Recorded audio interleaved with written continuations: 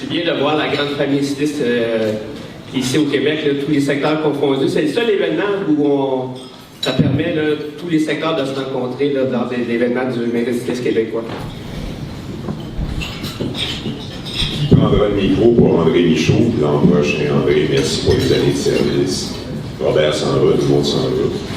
Je ne vais pas le rester. Non, mais blague à part, merci. Au nom de tous les cyclistes québécois.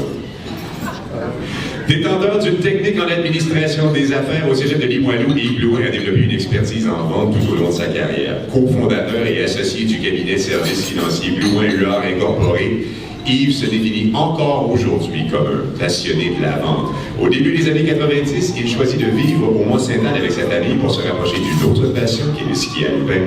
C'est à ce moment de sa vie où l'entrepreneur qu'il était décide de s'impliquer dans la communauté de la côte de Beaupré. À cette même époque, le Mont-Saint-Anne vibre au rythme du ski à raison de 6 mois par année, mais l'été, les villégiateurs et les touristes désertent la région. Pour Yves, il devient inconcevable qu'avec un aussi fort potentiel, ce profond pays ne soit pas une destination touristique 4 saisons par année. Le destin fait bien les choses et Yves Blouin fera une rencontre marquante avec Patrice Drouin et Chantal Lachance, cofondateurs de l'entreprise Gestel, qui ont de l'ambition pour le Mont-Saint-Anne eux aussi, le développement du vélo de montagne. Le projet fou de tenir une manche du circuit de la Coupe du monde de vélo de montagne au Mont-Saint-Anne se matérialise en 1991. L'événement deviendra un incontournable dans l'offre récréo-touristique de la région. Lors de cette toute première édition, Yves Blouin agira même comme annonceur. En 1992, il est invité à siéger sur le conseil, siéger. Toi, tu faisais pas ces fautes quand tu étais annonceur.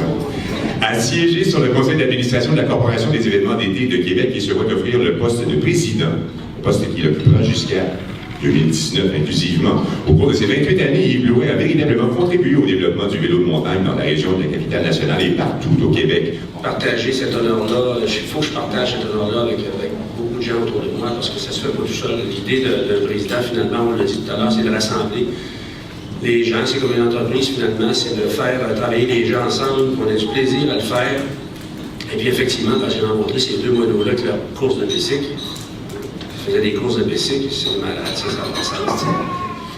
Alors, en 1991, j'arrive ici, moi, je décolle mon entreprise ici, puis effectivement, l'été, c'était sec au Mont-Saint-Anne, puis on commence à voir ce fameux sport-là qui pointe, c'est le vélo de montagne, et puis c'est devenu une passion aussi. Je l'ai pratiqué pendant plusieurs années avec Pierre le matin qui me tirait du lit pour aller faire du vélo quand on était nos familles ensemble. J'ai rencontré des gens formidables, des gens du conseil d'administration. François qui est ici avec moi depuis, il me disait tantôt, 1997, qui est sur le conseil. Carole qui est là depuis les tout débuts, qui est avec moi. Sébastien qui s'est joint à nous autres sur le conseil. Des gens qui sont tous passionnés par le sport. L'un des travails que j'ai trouvé assez extraordinaire aussi, ça a été de réveiller certaines personnes, de les faire investir plutôt que de quêter comme on faisait au début. On avait l'impression qu'on quêtait des sous partout.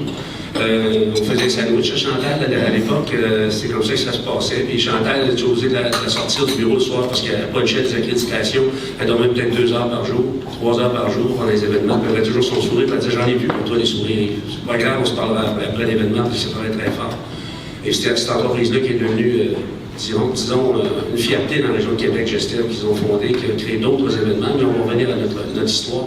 Parlons de tout ça, de cette fierté-là que j'ai maintenant aujourd'hui, moi, de dire, voici tous ces jeunes-là, quand je vois ça se promener en vélo de montagne, puis participer, puis être là, puis venir vivre au Mont-Saint-Anne, parce que je disais, ça va aller plus loin que ça.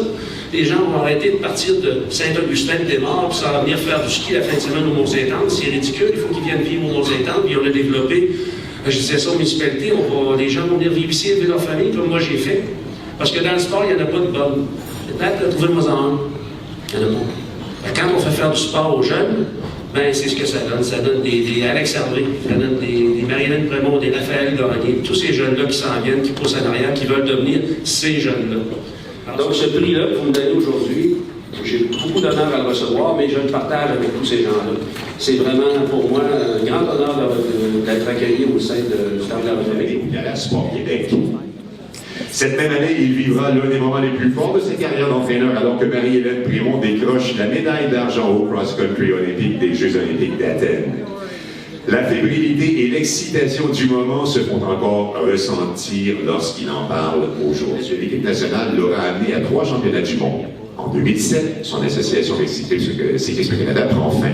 Et toutefois, Michel poursuit ses enseignements auprès de ses protégés. En raison de son expertise, le Comité olympique canadien lui offre le poste de gestionnaire de préparation olympique. Lors de cette période, il accompagnera Marie-Hélène à nouveau aux Jeux de Pékin en 2008.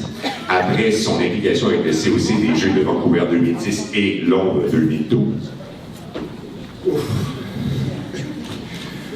Pour ceux qui me connaissent, je crois, bon, vous savez, j'enseigne, je suis habitué à parler à des étudiants tous les jours. C'est mon travail de parler devant des personnes, mais je vous dirais qu'ici, je suis intimidé et nerveux. Donc, Pierre, c'est une amitié qui s'est développée au fil des 25 dernières années. Donc, je te remercie, puis tu m'as donné un bon petit coup de main à permettre de former un petit peu qui je suis comme entraîneur et comme personne. Merci très sincère à M. Pierre Hutzebo. Pierre Hutzebo, qui est intronisé, mais qui risque d'être intronisé à nouveau au rythme où il continue. Pierre a appris du métier, puis il coach encore beaucoup. Donc, Pierre a su croire en moi et c'est celui qui m'a permis de voir comment ça se passait à un très haut niveau comme entraîneur. Et c'est lui qui a cru en moi. C'est lui qui m'a permis d'accéder à un plus haut niveau, c'est-à-dire d'aller aux Jeux olympiques. Donc, M. Hutzebo, je vous en remercie beaucoup. Je ne peux pas passer sous silence non plus les athlètes. Donc, il y a Éric Tourville, et je l'ai nommé ici l'athlète extraterrestre, et personnalité totalement hors norme, avec qui j'ai expérimenté comme quotidien d'entraîneur. C'est le premier athlète de rayonnement international avec qui j'ai travaillé. Donc, Éric, je te salue. Et pour terminer, un énorme merci à tous les athlètes avec qui j'ai travaillé, de près ou de loin. Non pas seulement essayer de les aider à devenir des meilleurs athlètes, mais aussi pour certaines personnes à l'occasion de devenir des meilleures personnes. D'avoir eu le privilège de nous supporter afin d'atteindre les plus hauts sommets a été une constante motivation à me surpasser et devenir meilleur entraîneur. Donc, merci. Du Québec au Mont-Sainte-Anne et monte sur le podium dès sa première participation à une compétition en cross-country. La même année, elle porte le maillot fleur de lysée au championnat canadien à Halifax, en Nouvelle-Écosse, où, à la surprise générale, elle devient vice-championne canadienne de la discipline. À peine 2 ans après ses débuts en vélo de montagne, l'athlète alors âgé de 19 ans décroche la médaille d'argent aux Jeux du Canada à Brandon, au Manitoba. 1 an avant cet accomplissement, le vélo de montagne devient une discipline olympique. Et c'est à ce moment bien précis que Marie-Hélène commence à rêver d'une participation aux Jeux. La Québécoise réalise un rêve de jeunesse en obtenant son billet pour les Jeux olympiques d'Athènes. Au sommet de son art, l'athlète de 26 ans décroche la médaille d'argent du cross-country olympique à Athènes en 2004. Par le fait même, elle devient la première Québécoise de l'histoire à mettre la main sur une médaille olympique en vélo de montagne. On s'en souvient, elle est forcée à l'abandon en raison de troubles respiratoires et le diagnostic tombe plus tard. Marie-Hélène souffre d'asthme allergique à l'effort. Malgré sa déception, elle poursuivra sa carrière de brillante façon en accumulant des podiums et des top 5 lors des événements internationaux tels que les Coupes du Monde et les Mondiaux. Elle passe à un cheveu le point de repart aux Jeux olympiques pour une 3e fois en 2012, mais finalement n'ira pas à Londres. En 2013, Marie-Hélène Prémont donne naissance à une petite fille ici présente.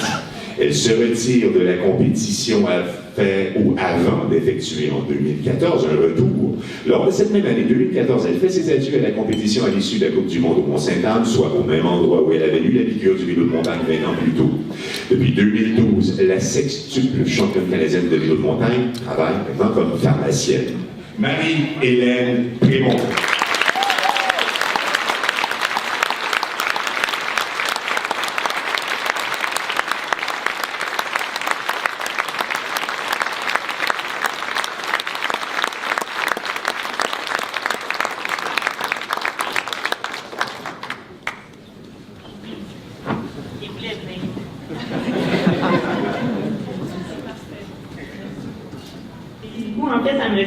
Le côté famille a toujours pris beaucoup de place dans ma vie, là, donc les avoir ici avec moi, c'est quand même représentatif. En fait, je vais faire ça quand même assez bref, parce que Michel disait qu'il n'était pas bon à l'aise, pas très à l'aise et nerveux à l'avant. Il a pris quand même quelques minutes pour parler, finalement, c'est quand même pas pire, hein? Bravo! Tu m'as même mis les larmes aux yeux, fait que t'as bien fait ça. Puis aussi, donc, premièrement, je veux féliciter Yves et Michel pour l'honneur aussi reçu aujourd'hui. C'est pleinement mérité, sérieusement. Vous avez fait un travail exceptionnel. Je vous aime vraiment beaucoup.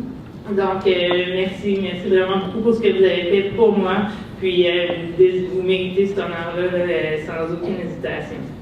Et merci infiniment parce que je chantais tout le temps cette vague d'amour-là envers moi. Quand je courais, je sentais que les gens étaient derrière moi puis ça me donnait tellement de force supplémentaire. Donc, merci 1000 fois d'avoir été là pour moi. En 2000, j'ai pris conscience que j'aurais peut-être la chance d'aller aux Jeux olympiques, mais en fait, c'est lui qui me l'a fait prendre conscience. Éric m'a appelé tout de suite après les Jeux de la sélection des Jeux de Sydney, puis il m'a dit, Marie, il dit, t'étais limite d'être sélectionné. Est-ce que tu réalises que, tu sais, cette fois-là, tu vas pas aux Jeux, mais moi, dans 4 ans, je te vois aux Jeux. Puis moi, à cette période-là, j'avais aucune idée que les Jeux olympiques, c'était accessible pour moi. Puis il m'a dit, tu sais, il dit, oui, il y a 3 ans à venir, oui, tu vas travailler fort, mais oui, toi, en 2004, tu peux être aux Jeux. Donc, c'est vraiment le moment où est-ce que j'ai pris, c'était un appel téléphonique, je sais pas si tu t'en rappelles, Éric, de l'avoir fait ou peut-être pas, mais peu importe, je me rappelle que c'était au téléphone que tu m'as dit ça, puis j'ai comme fait, ah oui, hein, ben ok, tu sais, à ce moment-là, je n'étais pas l'athlète avec autant de confiance que j'avais parce que j'ai acquis cette confiance-là, mais ça m'a vraiment fait prendre conscience que ma chance était possible, donc merci, Éric. Je veux remercier Chantal. Je veux remercier Chantal, Patrice qui sont ici, d'avoir tenu des événements de Coupe du Monde, mais de m'avoir surtout aidé à travers ma carrière à trouver des commanditaires, à avoir été derrière moi. Il était là au championnat du monde pratiquement chaque année à me supporter. Donc, merci d'avoir fait tout ça parce que d'avoir la chance de courir chaque année chez moi, c'était quelque chose. Puis, je l'ai déjà dit, oui, c'était gros la médaille olympique. Oui, j'étais sur le podium là-bas, mais les Coupes du Monde au Mont-Sainte-Anne, sur le podium, c'était quand même des souvenirs que je me rappelais tout le temps. La médaille olympique, j'étais là-bas, j'en prenais conscience, c'est quelque chose, j'avais la chair de poule, je venais de réaliser quelque chose de gros, mais d'avoir toute la foule, tout le Québec qui restait pour le podium, qui m'encourageait, c'était quand même gros. Donc, merci d'avoir travaillé fort pour garder l'événement, je vous aime.